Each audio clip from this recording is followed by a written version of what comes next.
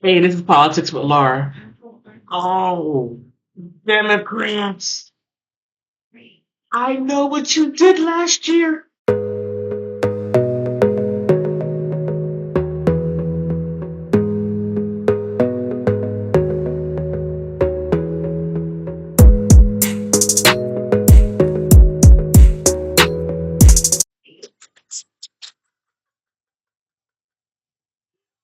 I know what you did last year. Oh, yeah. Hey, everyone, please pay attention. Look, I'm not a Democrat and I'm not a Republican. I'm an independent. So I'm an equal opportunity go after anyone doing dumb stuff that goes against the United States. Keep that in mind, okay? But I will say this. Democrats, what you gonna do? What you gonna do when Trump comes after you? Democrats, what you gonna do? What you gonna do when Trump comes after you? Look, you can't make the sugar, honey, or iced tea up. Brace yourself. Look, the governor allowed this to go on under his stateship. You had these three Democrats. The assemblyman, Robert Carroll, a Democrat of Brooklyn, New York. State Senator Michael Gianaris, a Democrat of Queens. And you have a Democrat Attorney General that did this. Now okay, I knew there was something wrong when Jean Carroll sued Trump. I thought it was interesting. I'm like, how is this? The statutes of limitations when Trump allowed people to go back and sue people for sexual crimes. Remember that? Now I find it quite interesting. Why didn't she do it then? She had time to go back to 1991, but that's not. She didn't do that. She left it alone. Everything free and clear. But no. There's something called the Martin Act. The Martin Act was for financial crimes and fraud that was geared towards Wall Street to hold them responsible for whatever horrible things they do to the people of the United States. Those three doilies, um, Assemblyman Carroll, Senator Gianaris, and Miss James, decided to take the Martin Act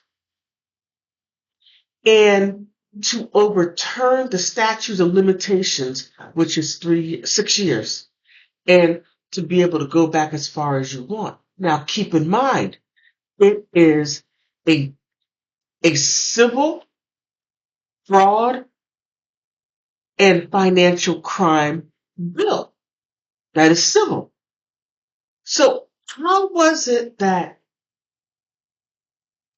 Jean Carroll was able to use this bill to sue Donald Trump for a sexual crime that happened back in 1991 or 92 when Trump gave a 5-year time span for any and everyone to sue people. But she didn't take it. No, that's not what she did. But listen to this. And I'm going to put this article in the description box. You could take a look. You could take a look at it for yourself. All right. Let me start here. The new law reverses the decision, last year from the New York Court of Appeals, as the state's highest court, which interpreted the law to have a three-year statute of limitations. Now they're like, okay, wait a minute. You want it to go all the way back there, back to yonder. But no. We're going to take it to where it's going to be 3 years. Now, just watch it unfold. Just watch it. It's fascinating. These people are knuckleheads. The new law reversed the decision. Last year, the New York Courts of Appeal, the state's highest court, which interpreted the law to have a 3-year statute of limitation, while those cases are typically considered priority for the office, last year's decision placed first time limits on how they pursued or how they're pursued. Interesting. Enter New York Attorney General Letitia James, who referred a bill to state lawmakers earlier this year to reinstate the 6-year statute of limitations that called a program bill, which is when the state's official proposed a change in a law to legislate. Now, you opened it up for 1 year, go back as far as you want. The Court of Appeals said, okay, well, let's go make it 3 years. But you're like, no. Reinstate it to 6 years. Just go back to the way it originally was. Just do that. Interesting. Now, the main street has to play by if Main Street has to play by a set of rules, so must Wall Street. James said, the law strengthens two of the most critical tools, including corporate greed, accountable in delivering justice to victims of financial fraud. Now, again, E.G. Carroll used this law to go to sue Donald Trump civilly and got $5 million by using this law that had nothing to do with sexual crimes or a civil sexual assault. It had to do with financial. Oh, look, Democrats. Everybody knows you're scared. Not scared. You're scared. You're scared because Donald Trump, no matter what you throw at him, it falls off of him because he's going to become president again. Now, whether if I want it or not, that's what's going to happen. The more you do to him, the more you make people look at what you're doing and making people think, why are they after this man the way they're going after? What's going on? People are looking at you and they see what you're doing. You are destroying. These are my words. You're destroying the country. I mean, the stuff that you're doing. Every Democratic stronghold state or city is going through the same thing. And the only thing that you could do, New York, and those 3 doilies, is to do that. That's stupid. Very stupid. Unwise. And I'm going to leave it right there. Now, here. Let me move this up. Okay.